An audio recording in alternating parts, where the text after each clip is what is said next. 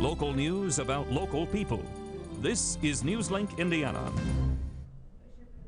Hello, I'm Wright Brian. And I'm Scott Swim. Thanks for joining us on the weekend edition of NewslinkIndiana.com. Grant County Police say the mystery surrounding a missing man is solved and his ex-wife is in jail, charged with murder. Timmy Ray Hawkins disappeared March 8, 2004. In September, his ex-wife Joyce Ann Hawkins told police that she burned her husband's body out of panic after her gun accidentally went off when he handed it to her. Grant County Prosecutor Michael Luttrell was not ready to arrest Hawkins on murder charges until yesterday. Family friend Bessie Perez watched as police arrested Hawkins and was in court with her today. I believe just exactly what she said, because if you knew Joyce, you would know that she would not do something like that. If convicted, Hawkins faces up to 65 years in prison. A Muncie gas station robbery is not what you might think. The stolen $300 didn't come out of the cash register. Newslink Indiana's Jamie Jones spoke with the family who lost out. Joshua started crying, and he says, Dad, he says, why would someone do that? Joshua Kidd has a rare genetic disorder. His parents, Jeff and Linda Kidd, put cans like these in the Jackson Street Gas America. The money is needed to help fund a bone marrow transplant. But the family never got the cash. The store manager says two men came in at 11:50 Tuesday night and stole Joshua's donations. They took something. I could just tell, but I didn't know nothing about the cans. I thought they took cigars or something else like that. The regular customer lured Mona Phipps to the coolers so his partner could steal the two donation cans. Phipps watched the suspicious men leave, but couldn't read the license plate on their car. The men drove off in a four-door Buick LeSabre, cream-colored and covered in rust. The store has set up more cans for Joshua and plans to be more careful with the donations. Yeah, we're going to empty them every night instead of leaving the money in there, and then that way, hopefully this won't happen again. And the kids have a message for the thieves. I hope you enjoyed the money, and I hope you enjoyed your freedom, because it's over. Your freedom is done. You will never have the opportunity to hurt another child ever again. In Muncie, Jamie Jones, Newslink, Indiana. Gas America is showing the surveillance tapes to help identify one of the thieves.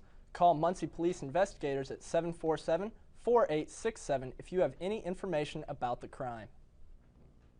Courtroom security has been on the minds of many people after violent attacks in Georgia and Texas. Newslink Indiana surveyed courts around East Central Indiana and found that there is no uniform approach to security.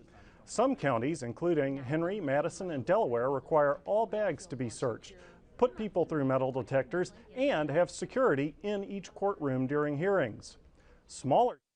There's 6, 7 different outside doors that people can just walk into, and we'd never know some of them are here, and with the way the world is today, security is something you have to be concerned with. Randolph County is now looking at increased security as it contemplates renovating or rebuilding the courthouse. They're the people you call when you need help. Newslink Indiana's Amanda Lentz takes a look at one day in the life of a 911 operator. 911, do you have an emergency? It's only 6 words. At times, it can be really bad.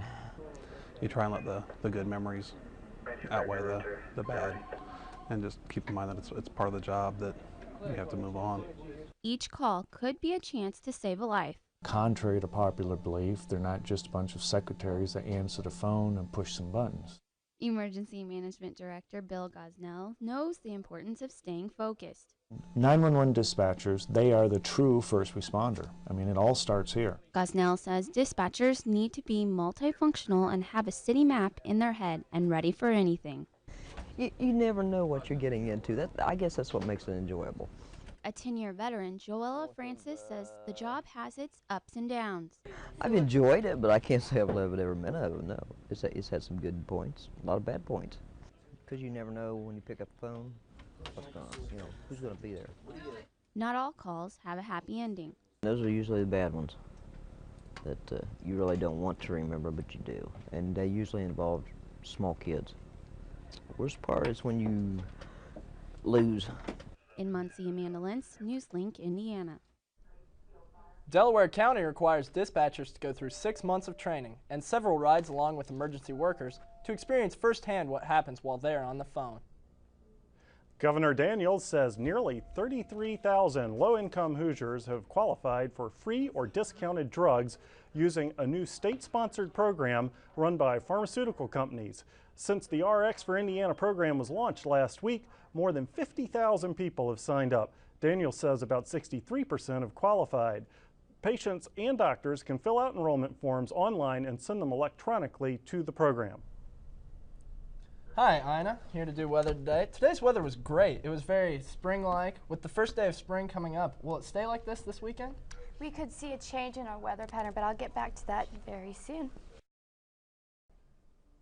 Well, Scott, you were right. We certainly did see some spring-like weather today. Our high temperature for today was 58 degrees, 9 degrees above average for this time of year. We should be at 49 degrees.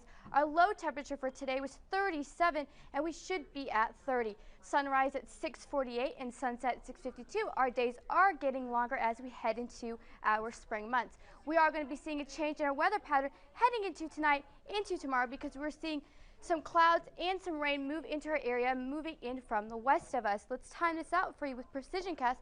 We see a low pressure system off to the west. It's going to move into the area, bringing us some rainfall tonight into tomorrow. It is going to start around 5 a.m. to 4 a.m. tonight, and it's going to bring rainfall. And as we head into tomorrow, we will see partly cloudy to mostly cloudy conditions and partly cloudy conditions into Sunday. Once again, as that low pressure system moves into our area, we are going to be seeing a cool down in temperatures. For Muncie, we're looking at 40 for an overnight low. Hartford City, 39. And Marion, we're seeing 38 for overnight low temperature. For tonight, be expecting increasing clouds as we head into the late night hours, and showers to start around 4 to 5 a.m. Our low temperature for tonight is 40 degrees. Winds out of the south at 10 to 14 miles per hour. And once again, tomorrow we're going to see showers becoming partly cloudy as we head into our day tomorrow with a high of 49 and winds out of the southwest.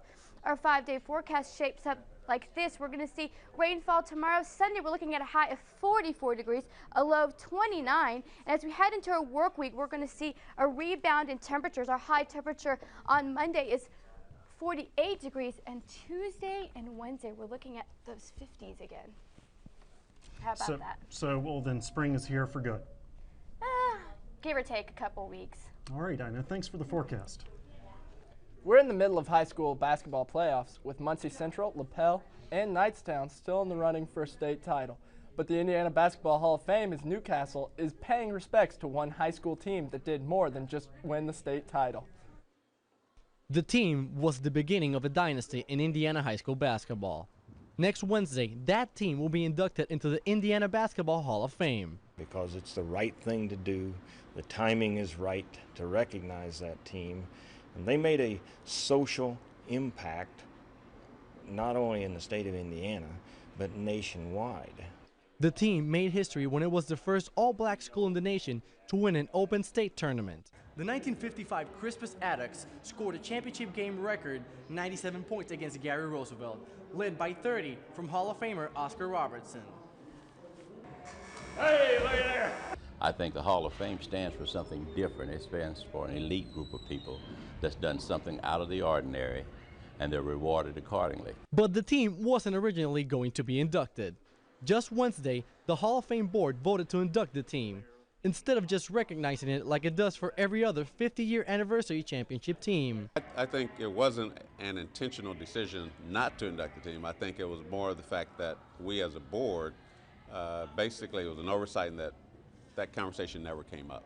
Point guard Bill Hampton feels proud his team is getting the recognition. So when we get to the point whereby you finally get there, you know, heart beats a little faster, and you're just elated to get there. That was Newslink Indiana's Jerry Fernandez. The induction ceremony will be held Wednesday, March 23rd at Primo Banquet Hall in Indianapolis. And that's the weekend edition of Newslink Indiana. For Ina Segal and Scott Swim, I'm Ray Bryan. Join us Monday for more news at newslinkindiana.com.